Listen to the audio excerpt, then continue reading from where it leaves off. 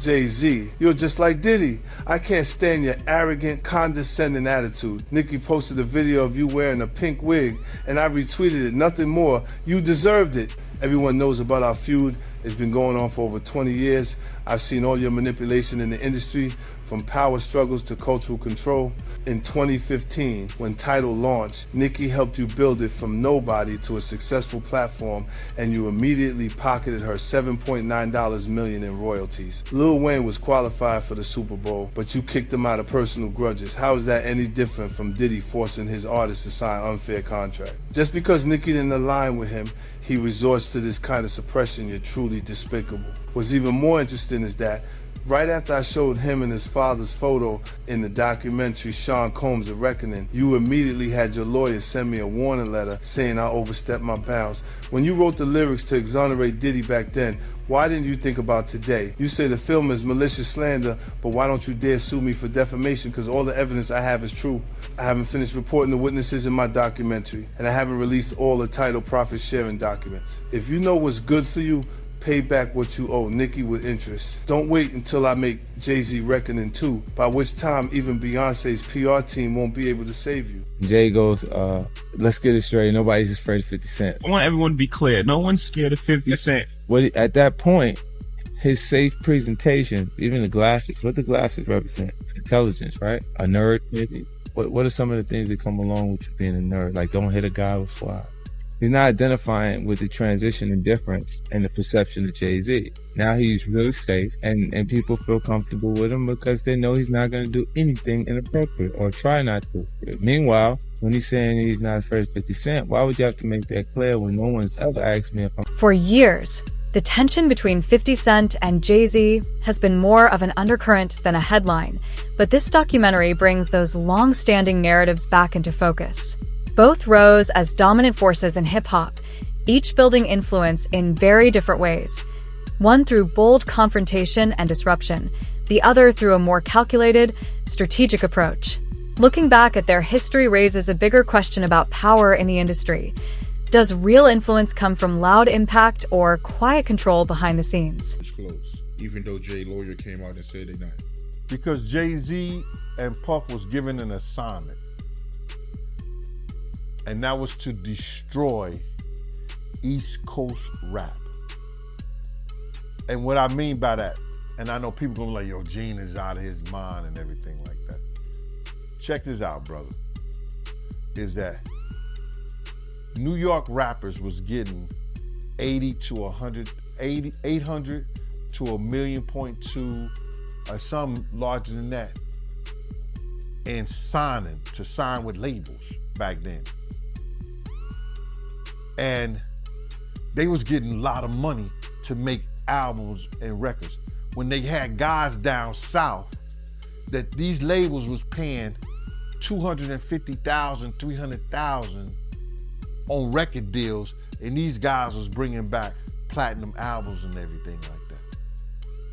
So what they had to do was, they had to keep New York rappers down.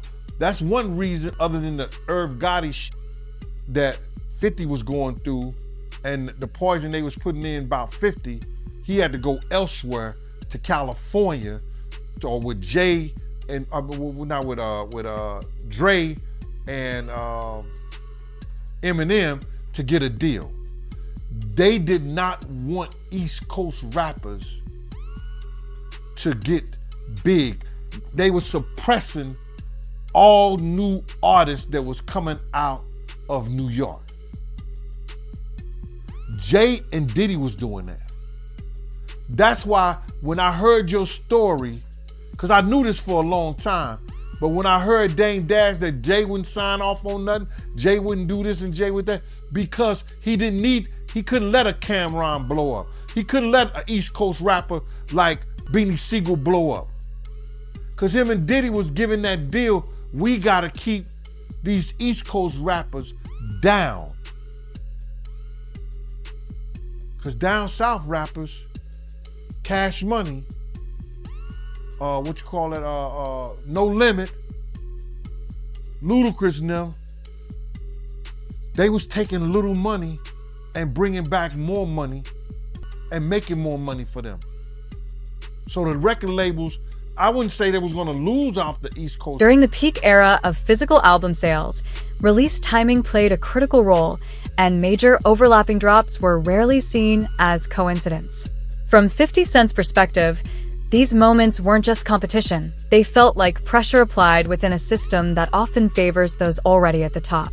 If access and positioning matter more than raw talent, then the industry begins to look less like a meritocracy and more like a game of influence and leverage. That raises a difficult question. Where does healthy ambition end?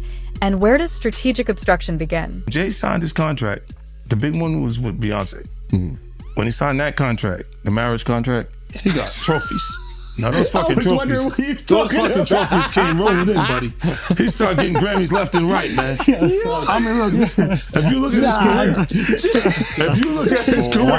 This guy. Oh, wow. You're gonna let him say that? You're gonna let him say that? Jay was getting Grammys. he had one. Exactly. He had And one. he didn't show up. He had like 20 now. Oh, Lord. He had like 18 since he been down. Look, he had one, bro. Hard Knock Life. Hold on. You're not wrong. At the same time. After that, he got them shits. He started drinking. His pictures with him like fucking things to cup. Wait a minute. So you're saying the success is derived from the marriage? I've absolutely been treated differently. The accolades. Because he's no longer viewed as what, like a street or gangster rapper. Now he's viewed as a businessman, entrepreneur, family man. And the biggest ones because of the position Beyonce's. Oh, wow. Right? You were connected to the biggest. Jay got it for the music. Jay got it for the music. I'm saying shit you didn't see. Nah, he deserved those. I'm sitting there, it's like this, like Black excellence. They're sitting there like, yeah. It's the billionaire brunch. You're like, I hate you, man. unaware of anything going on here. This is the one time I'm gonna be with you niggas this year. Yeah. Come on, bro. That's crazy. That's crazy. He just looking at his watch during the whole Rock Nation break. Like, is it 3:30? Yeah, it's almost time to get out. What the fuck is that? Yo, I feel like I'm normal again. Get me out of here. Oh wow! So that's the deal he signed, huh? Yeah, that's the deal. Like the other ones didn't count as much as that one did. While American charts often tell one side of the story, international numbers can paint a very different picture. 50 Cent's perspective reframes success beyond domestic rankings, highlighting how marketing power and strategic promotion can heavily influence public perception. It raises a difficult but important question. To what extent is cultural dominance truly earned, and how much of it is carefully engineered? If popularity can be shaped by resources rather than pure reception, then the meaning of victory in music becomes far more complex than it appears on the surface. Beyonce to divorce Jay-Z as soon as possible because I'm ready to shoot a documentary about Jay-Z, and I guarantee it will outgross Diddy's documentary.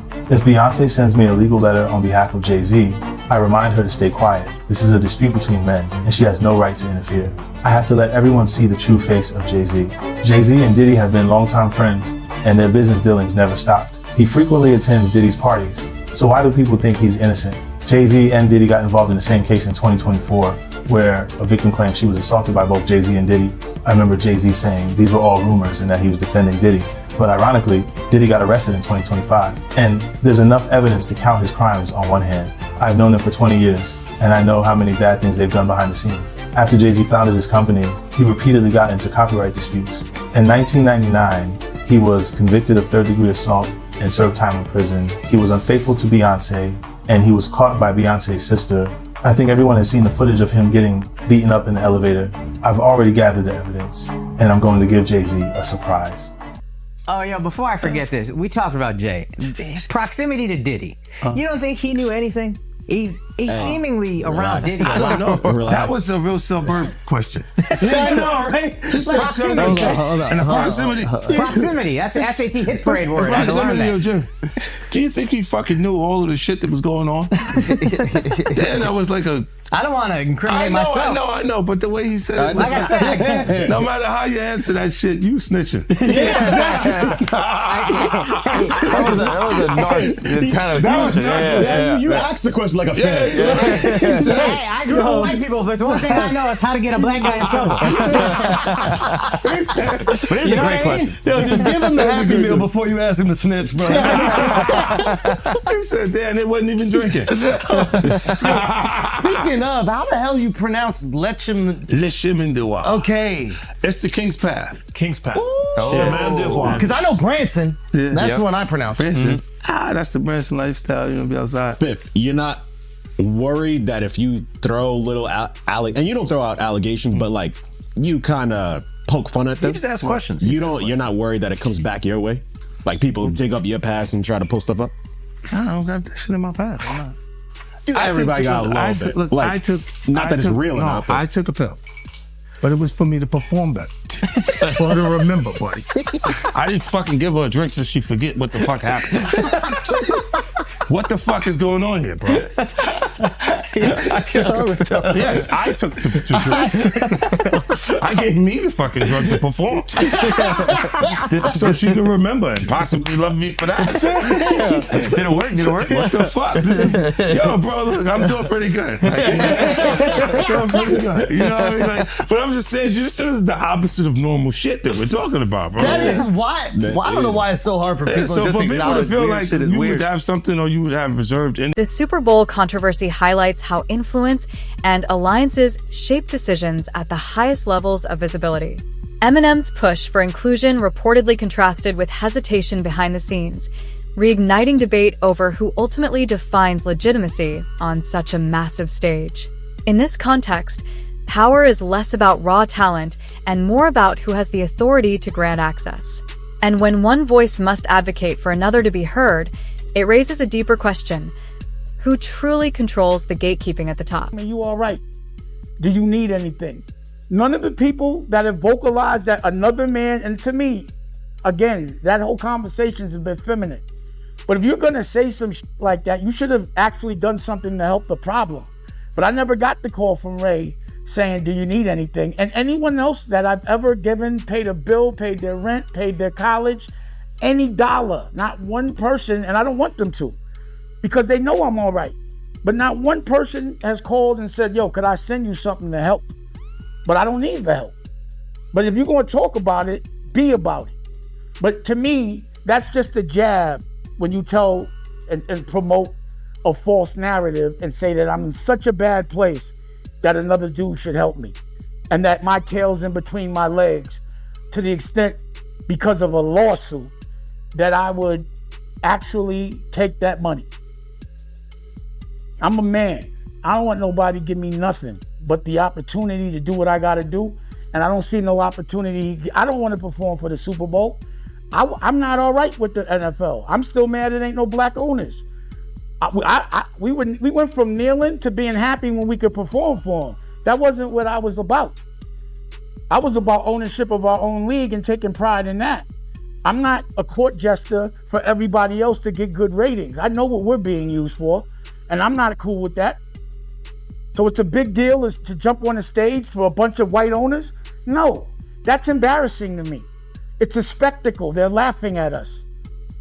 Like, being tatted on the back by another culture is not how I judge my success. Only person that has the audacity to pat me on my back is my family. And they better, I'd be like, you better chill out. I don't want no pats on the back. I don't play that. I'm not in the patty pat club. On no level.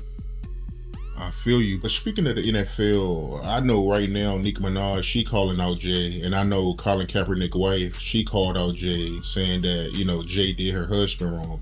But I don't know. I don't know the backstory behind that, man. But I know it's going, viral right now on social media. But I do want to ask you, how do you feel about the NFL right now, in general? It's funny. She's cool with my wife, Rocky. I think Artists around 50 Cent describe him as present and reachable, while Jay-Z is often depicted as distant and untouchable. He was doing it too. This is people that are looking on the separation between their hardships or their the things that they got going on that would be issues, and what a celebrity's issues would be. Wait, what is that? They think all celebrities are doing the same thing. Yeah. Right, and when you see, if I wasn't saying anything, guess what? You could safely say that a person on the outskirts that is not involved in hip hop culture could think that everybody in hip hop culture is with that shit. So by you, you're good, bro. That's great. You're fucking good. Yeah. He's protecting hip hop. Yeah. If you don't speak out and make them the weirdos, then they're gonna think everybody's Every like single that. person is like that involved in hip hop culture. Makes you think, did Jay do it? Shut up. He's in trouble. We live in New York, bro. No. We live here. No, Just free saying. Jay-Z. I'm just saying. I'm just Shout out Mufasa. We all gonna go and support. Yo, we can all see. You are crazy. That was the craziest thing. I literally. What's bro, the lady at Rock Nation? I gotta send her that. You don't feel like that happened the same day, bro.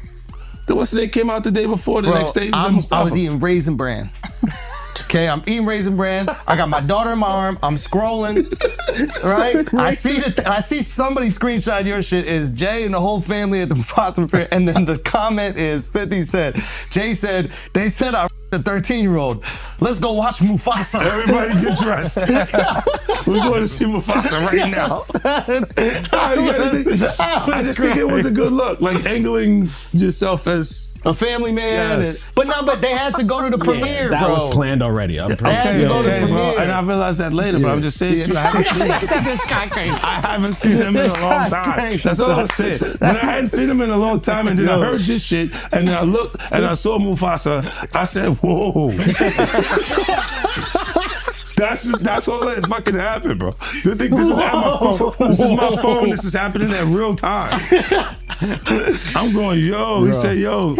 You just gotta say everyone gets these jokes, bro. That's what you gotta say. Yeah, no. Rappers, listen, comedians are new Why do rappers, people- bro. That's why the do thing. people come to my page, bro? That's true. I know what I'm saying. You know what they say? That is true. Well, you don't think you're gonna have me next? Yeah, that's what they say to me, buddy. Well, you're next, buddy.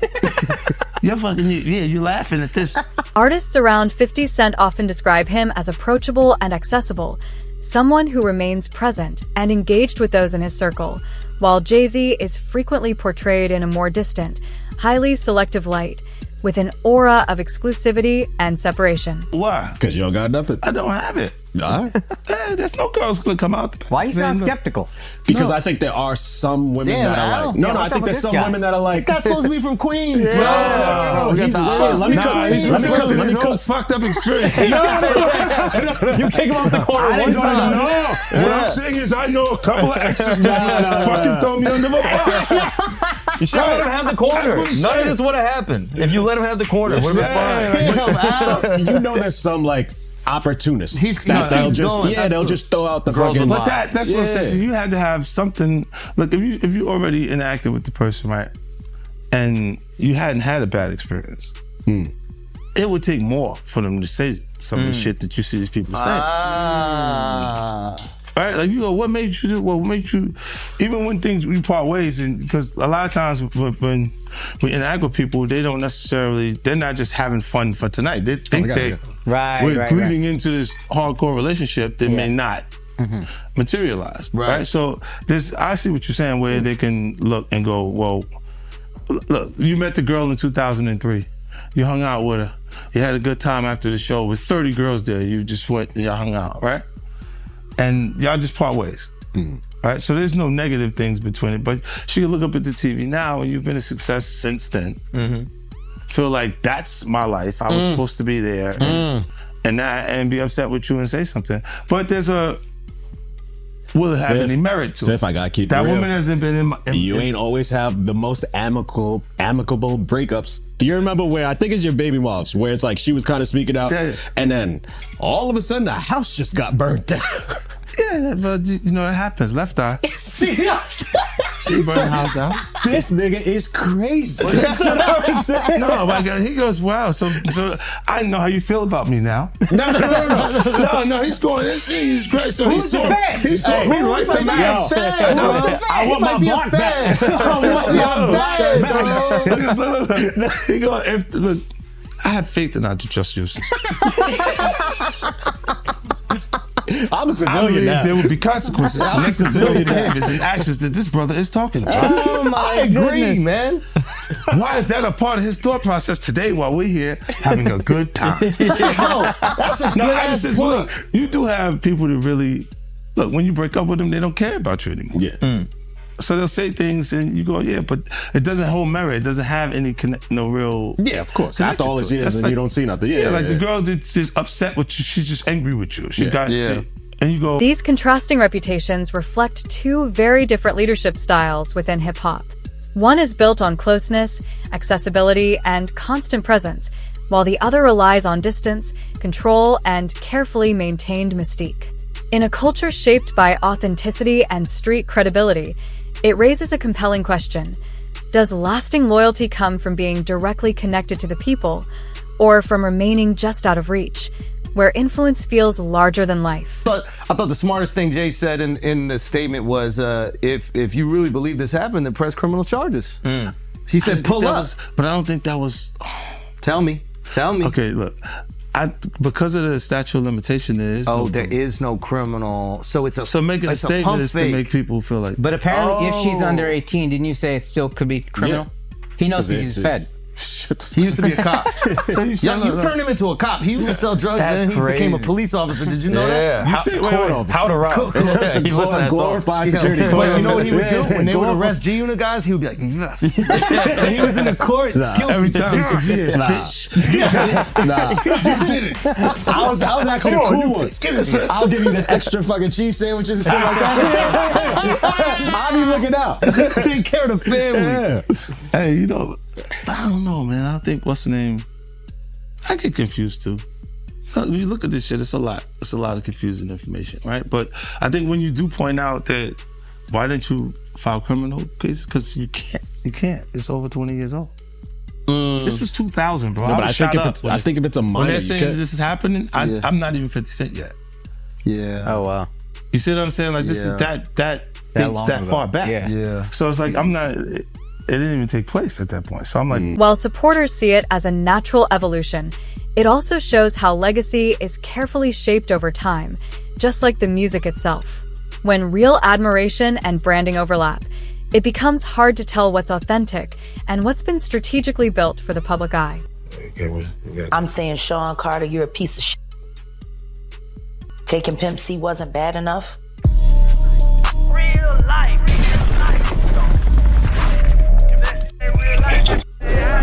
It ain't real life. Just ain't real thing. Real life street stars. Know what time it is. So why does it all come to a head now? Why now? Why? Because he's the acceptable monster at this time. Like R. Kelly was the last time I sat on this couch. So who's next? Y'all don't see the lineup? Yeah, we see the lineup. I'm just waiting to see who's next. Jay-Z is setting Diddy up. Why is everyone having such a hard time? He ain't doing shit different. He lined up D. Haven, stole his life and identity. He lined up Big L, stole his life and identity. He lined up Dame Dash, stole his life, identity, and took his love. Lined up R. Kelly. He wants to be the one. Yeah, shout out D. Haven. He actually hit us up, wanted to tell this story. You need to talk to D. Haven. Yeah, we need to talk to him. I told you that last year when I put you on the phone with him. You did. I want you to think about this. Allegedly, Sean Carter is responsible for enacting Hype Williams to put Aaliyah on a faulty plane to move her out the way as punishment for rejecting him, and so he could level up Beyonce, who was struggling. Let's just say allegedly that happened. Now I want you to think about 106th and Park with Mary J. Blige. Free, who is a victim of Sean Carter. Yeah. Mary J. Blige, who is a victim of Sean Combs, are sitting there talking about the death of Aaliyah amongst each other. As older controversies resurface alongside new allegations, The conversation shifts from dominance to accountability. The documentary doesn't make conclusions, but it does challenge the systems that have long surrounded and protected power. Fame amplifies both success and scrutiny, and when claims reemerge years later, it raises a difficult question: whether the industry is truly prepared to confront its past with honesty and transparency.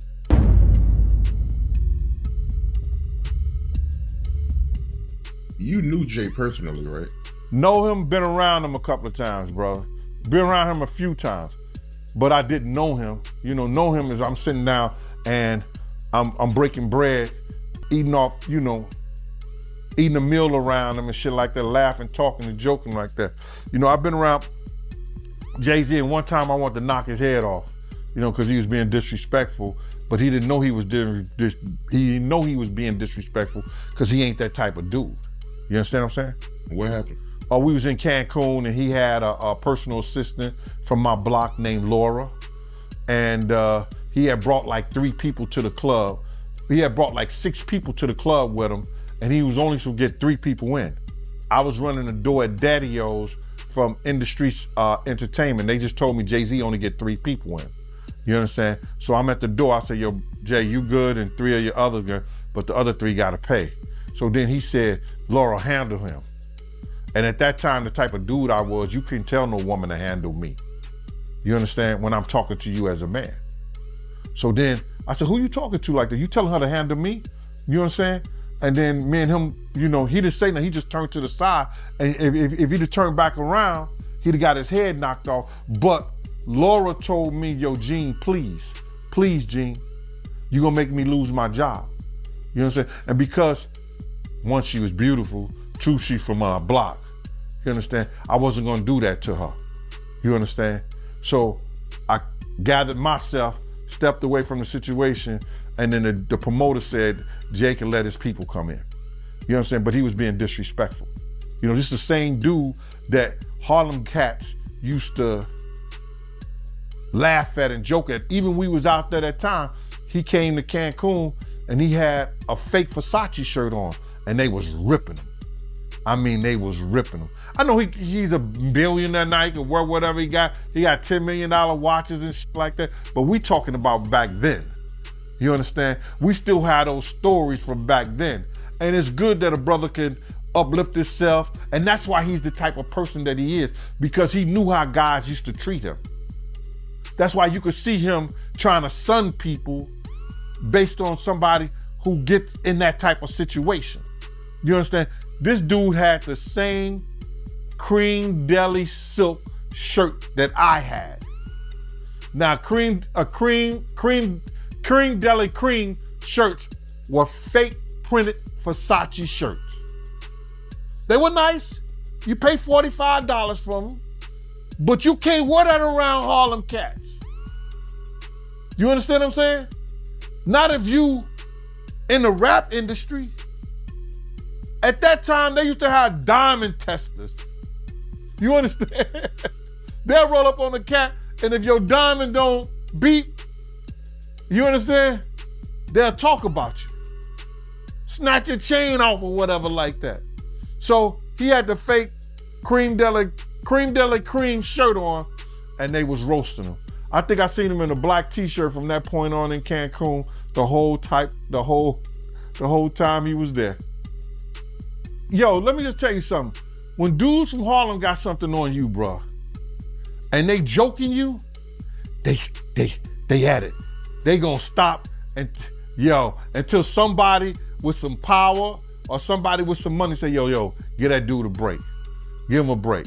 So Dame probably used to let him get him in a little bit, but then when Dame was like, yo, my man, let my man live. Let him live. They probably back up off of him or stuff like that. But they was joking, they was talking and stuff like that. And cause you just don't do that. You don't come to no major event with nothing fake or phony on. Not at all.